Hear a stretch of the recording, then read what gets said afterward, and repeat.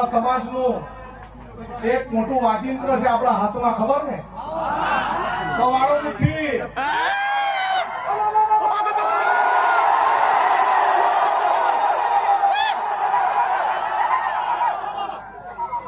આપણે આદિવાસી સમાજ એટલે એક એવો સમાજ આ દુનિયામાં છે એ કોઈના બાપથી ડરતો બી નથી,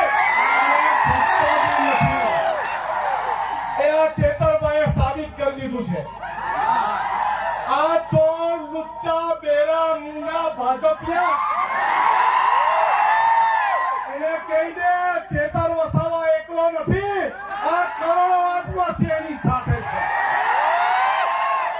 અરે અમને એની આદેશ આપવામાં આવે ચેતરભાઈ જો જેલમાંથી કે જેલ ભરો આંદોલન કરવાનું છે, આપણે જેલ ભરો આંદોલન કરવાનું છે.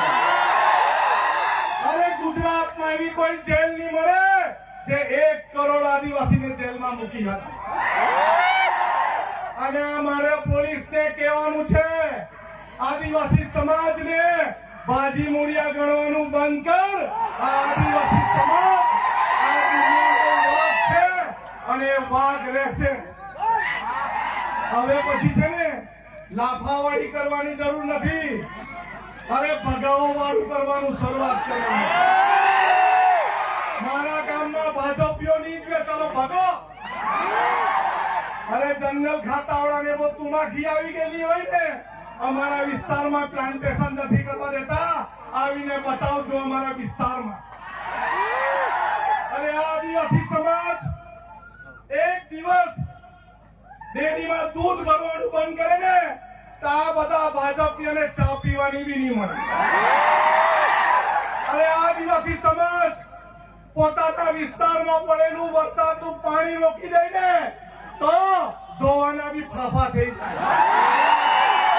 આપણે એક રહેવાનું છે, પાર્ટી પક્ષમાં જ્ઞાતિના ફાટામાં ફટવાનું નથી, બટવાનું નથી, વેચાવાનું નથી. આપણે બોર્ડર લેસ બનવાનું છે. દરેક ભારતીય આદિવાસી એક થવાનું છે. મારો વિસ્તાર તારો વિસ્તાર નહીં. જ્યાં પણ કોઈને તકલીફ પડે, મહારાષ્ટ્રમાં લકીભાઈને તકલીફ પડે તો આપણે સૌએ ત્યાં જઈને એને સહકાર આપવાનો.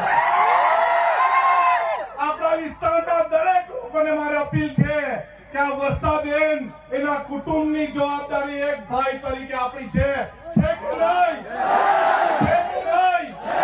અને પોલીસ વાળા, અહીંના પોલીસ વાળાને બી કહેવા માંગુ છું, તમારામાં તાકાત હોય ને આવનારા દિવસમાં જેલ પર આંદોલન કરવાના, ત્યારે અમને અટકાવજો.